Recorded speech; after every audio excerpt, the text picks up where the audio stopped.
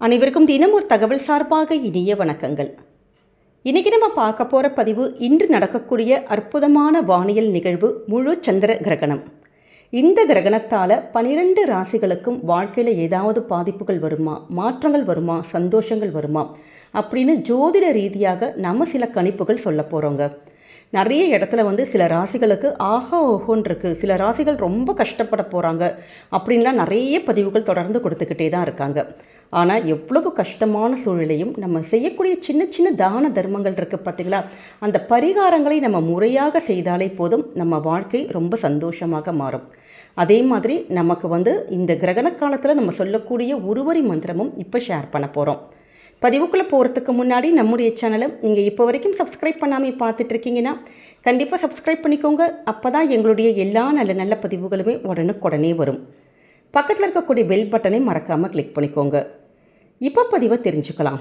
இன்றைக்கி வந்திருக்கூடிய கிரகணத்துடைய நேரமானது மாலை 3:19 மணி முதல் நமக்கு 6:47 மணிக்கு நமக்கு முடிவடையுது. நம்முடைய சேனலே நம்ம கிரகணத்துக்கு அப்புறம் நம்ம வீட்டில் செய்யக்கூடிய சில முக்கியமான விஷயங்களை பற்றி ஷேர் பண்ணியிருக்கோம். இதுவரைக்கும் பார்க்காத சகோதர சகோதரிகள் அந்த வீடியோவையும் பார்த்து கண்டிப்பாக பலனடையணும்னு கேட்டுக்கிறோங்க. அப்படி இந்த கிரகணமானது நம்முடைய வாழ்க்கையில் எப்படிப்பட்ட அந்த மாற்றத்தை தாக்கத்தை கொண்டு வருங்கிற அற்புதமான பதிவு தான் பார்க்க போகிறோம். ஏற்கனவே இந்த கிரகணமானது நமக்கு பூரம் நட்சத்திரத்தில் நடக்க போகுது. அப்போ மகம், பூரம், பரணி, உத்திராடம் மற்றும் உத்திரம் இந்த 5 நட்சத்திரத்துக்கு ஒரு சாதகமற்ற சூழல் கொண்டு வரும்னு கணக்கப்பட்டிருக்கு.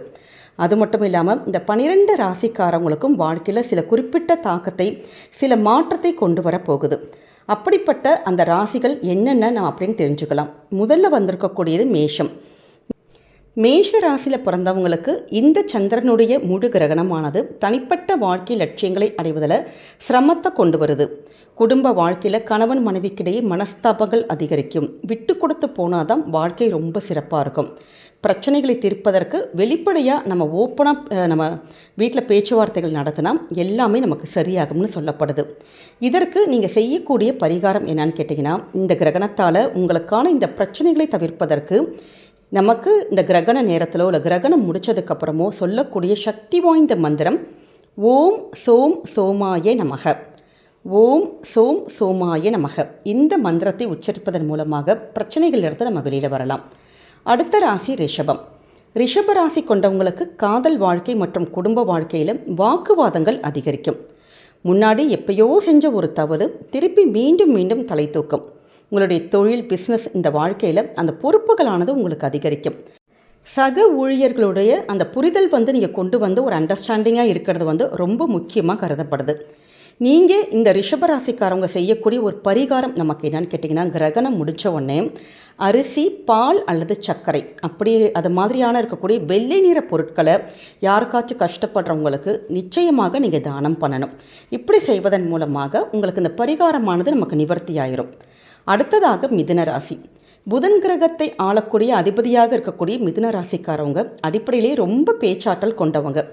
இருந்தாலுமே இன்றைய தினம் உங்களுடைய திறமைக்கு மாறாக சில விஷயங்கள் நடக்கலாம். தேவையற்ற ஒரு தலைப்புகளை, தேவையற்ற ஒரு விவாதத்தில் தலையிட்டு சிக்கிக்கொள்ளக்கூடிய ஒரு வாய்ப்பானது ஏற்படுது. அதனால தான் பேசக்கூடிய ஒவ்வொரு வார்த்தையும் அதனுடைய பின் விளைவுகள் நம்ம யோசித்து நம்ம பேசணும்னு சொல்கிறது. இந்த ஒரு விஷயத்தை மட்டும் நீங்கள் தவிர்த்தாலே போதும், உங்களுக்கு வாழ்க்கையில் எல்லாமே நல்லதாகவே நடக்கும். உங்களுக்கான பரிகாரம் விஷ்ணுவுடைய நாமம், எந்த நாமத்தை வேணாலும் சொல்லலாம்.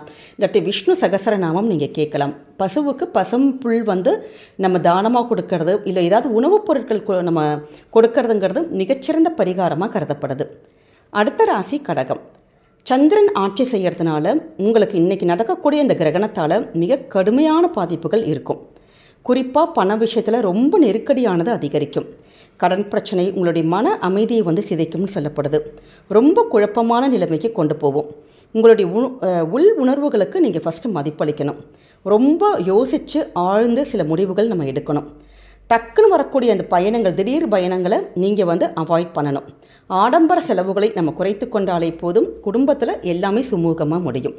உங்களுக்கான பரிகாரம் என்னன்னு கேட்டிங்கன்னா, சிவனுக்கு பால் அபிஷேகத்துக்கு நீங்கள் கொடுக்கறது விசேஷம். அதே மாதிரி பச்சரிசியில் பொங்கல் பண்ணி நமக்கு வரக்கூடிய பக்தர்களுக்கு பிரசாதமாக கொடுத்தா நமக்கு இது மாதிரியான கஷ்டத்திலிருந்து நம்ம வெளியே வரலாம். அடுத்த ராசி சிம்மம்.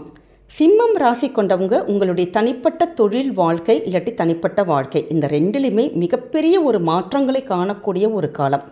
தொழில் வாழ்க்கையில் இந்த கூட்டாண்மையில் உங்களுக்கு பிரச்சனைகள் உண்டாகக்கூடும். அதே மாதிரி மன வாழ்க்கையில் கணவன் மனைவிக்கான ஏதாவது அந்த இதுவரைக்கும் பிரச்சனைகள் இருக்கிறவங்க கூட அந்த பிரச்சனைகள் எல்லாம் போய் நல்லபடியாக ஒரு அந்யோன்யமானது இருக்கும்னு சொல்லப்படுது. மற்றவர்களுடைய உணர்வுகளை புரிந்து கொள்ள நீங்கள் கண்டிப்பாக முயற்சி பண்ணணும். முடிஞ்ச அளவுக்கு ரொம்ப தன்மையாக நடந்துக்கிறதுங்கிறது தான் இந்த கிரகணத்தினுடைய பலன்கள். உங்களுக்கான பரிகாரம் என்னன்னு கேட்டிங்கன்னா, மஞ்சள் நிறத்தில் இருக்கான அந்த ட்ரெஸ் நம்ம போட்டுக்கிறது, சூரிய நாமத்தை உச்சரிக்கிறது ரொம்ப ரொம்ப விசேஷம். அடுத்த ராசி கன்னி ராசி. கன்னி ராசி பிறந்தவங்களுக்கு இந்த கிரகணம் உடல் ஆரோக்கியம் சார்ந்த பிரச்சனைகளை கொண்டு வரும். இதனுடைய தாக்கம் உங்களுடைய தினசரி வாழ்க்கையை பாதிக்கும். சின்ன பிரச்சனை குறித்து ரொம்ப நேரம் நீங்கள் யோசிக்கக்கூடிய தன்மை கொண்டவங்க. அதனால் அதிகம் யோசிக்க வேண்டாம். ரொம்ப நம்பிக்கையோட ஒரு கான்ஃபிடென்ட்டோடு நீங்கள் செயல்படணும். எதிர்பாராத வெற்றியை கண்டிப்பாக உங்களுக்கு கிடைக்கும். உங்களுக்கான பரிகாரம் பண விஷயத்தில் ரொம்ப ரொம்ப நீங்கள் கவனமாக இருக்கணும். யாராச்சும் கஷ்டப்படுறவங்களுக்கு இயலாதவங்களுக்கு அரிசி மற்றும் பருப்பை தானமாக கொடுத்தாலே போதும், இந்த கஷ்டத்திலிருந்து வெளியில் வரலாம். அடுத்த ராசி துலாம் ராசி. படைப்பாற்றல் மிக்க துலாம் ராசிக்கு இன்றைய தினம் இந்த தொழில் வாழ்க்கையில் சில எதிர்பாராத பிரச்சனைகள் கண்டிப்பாக வரும். காதல் வாழ்க்கையிலும் சோதனைகள் உண்டாகும். குழந்தைகளுடைய ஆரோக்கியம் சார்ந்த விஷயத்தில் உங்களுக்கு கூடுதலான ஒரு கவனம் தேவை. உணர்ச்சி பூர்வமான முடிவுகள் கண்டிப்பாக எடுக்கவே கூடாது. ஒரு பதற்றமான சூழலை நீங்கள் தவிர்ப்பது நல்லது. உங்களுக்கான பரிகாரம் ஓம் த்ராம் த்ரீம் த்ரூம் சுக சுக்ராய நமக. இது சுக்கரனுடைய ஒரு அற்புதமான மந்திரம். இந்த ஒரு மந்திரத்தை 18 முறை நம்ம உச்சரிப்பதன் மூலமாக நல்லபடியாக அந்த பணவரவு தனவரவு எல்லாமே உங்களை தேடி வரும். அடுத்த ராசி விருச்சிகம். விருச்சிக ராசியில் பிறந்தவங்களுக்கு குடும்ப வாழ்க்கை, சொத்து விவகாரங்கள் இது மாதிரியான தொடர்புகள் ரொம்ப ஒரு அலைச்சலுக்கு கொண்டு போகும். உங்களுடைய வாழ்க்கை துணையானது அந்த இடத்துல நீங்கள் மறைச்சிங்களோ அந்த உண்மை பல நாட்களுக்கு பின்ன திருப்பி வெளிவரக்கூடும். இந்த உண்மை உங்கள் குடும்ப வாழ்க்கையில் ஒரு சின்னதான ஒரு சலசலப்பை உண்டாக்கலாம். தொழில்முறை பயணமாக நீங்கள் வெளியூர் செல்லும் வாய்ப்புகள் உங்களுக்கு இருக்குது. இப்போ வெளியூருக்கு நீங்கள் எங்கேயாவது ட்ராவல் பண்ணுறீங்கன்னா அந்த பயணம் பாதுகாப்பாக இருக்காங்கிறத உறுதி பண்ணிவிட்டு நீங்கள் ட்ராவல் பண்ணலாம். உங்களுக்கான அந்த பரிகாரம் தேங்காய் மற்றும் 7 வகை தானியங்களை அனுமனுக்கு படைத்து நீங்கள் முறையாக வழிபடணும். அடுத்ததாக தனுசு ராசி. தனுசு ராசி கொண்டவங்களுக்கு கல்வி சார்ந்த விஷயங்களில் ரொம்ப சவால் வரும். குறிப்பாக பள்ளி கல்லூரி போகக்கூடிய அந்த மாணவர்கள் அவங்களுடைய தேர்வுகளில் கொஞ்சம் சிறப்பாக செயல்பட முடியாது.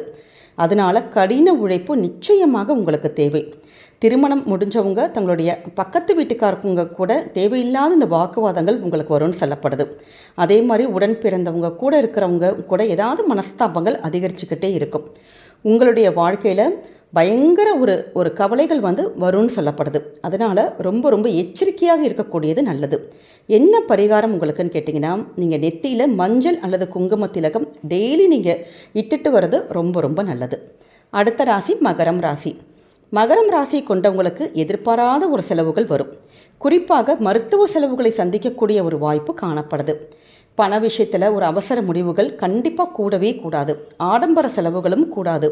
வேலை செய்கிற இடத்துல ரொம்ப ரொம்ப பொறுமை காப்பதுங்கிறது அவசியம். ரொம்ப தன்மையாக நடந்து கொள்வதும் அவசியம்னு சொல்லப்படுது.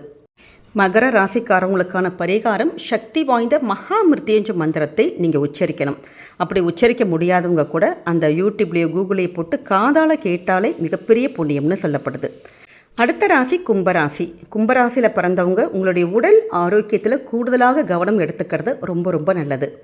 கடுமையான முடிவுகளை தவிர்ப்பது நல்லது. மன அழுத்தம் பாதிக்கும் விஷயத்திலிருந்து நம்ம விலகி இருப்பது ரொம்ப நல்லதுன்னு சொல்லப்படுது. ஆன்மீகத்தில் அதிக நேரம் செலவிடுங்க. மெடிடேஷன், யோகா, தியானம் இது மாதிரியான விஷயங்கள் உங்களுக்கு உதவி பண்ணும்.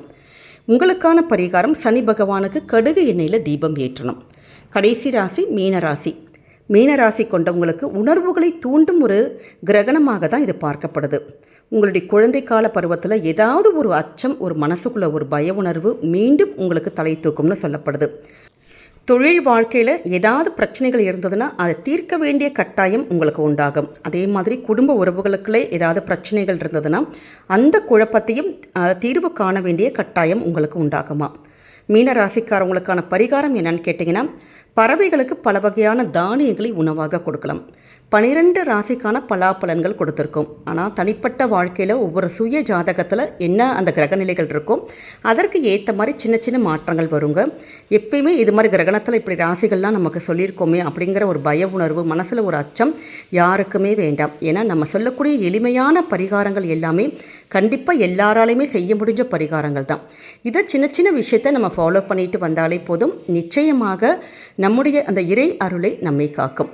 இந்த பதிவானது உங்கள் எல்லாருக்கும் பிடிச்சிருக்கும்னு நினைக்கிறோம். நீங்கள் எந்த ராசி அப்படின்னு சொல்லிட்டு நம்ம கூட கமெண்ட்டில் ஷேர் பண்ணுங்கள். இந்த பதிவு உங்களுக்கு தெரிஞ்ச ஃப்ரெண்ட்ஸ் அண்ட் ஃபேமிலி மெம்பர்ஸ்க்கும் ஷேர் பண்ணுங்கள். அவங்களும் இதை பார்த்து பயன்பெறட்டும். நம்முடைய சேனலும் நீங்கள் இப்போ வரைக்கும் சப்ஸ்கிரைப் பண்ணாமல் பார்த்துட்ருக்கீங்கன்னா கண்டிப்பாக சப்ஸ்கிரைப் பண்ணி உங்களுடைய ஆதரவுகள், சப்போர்ட்டுகள் நமக்கு என்றைக்குமே கொடுக்கணும். மீண்டும் வேறொரு நல்ல பதிவில் உங்களை சந்திக்கிறோம். நன்றி, வணக்கம்.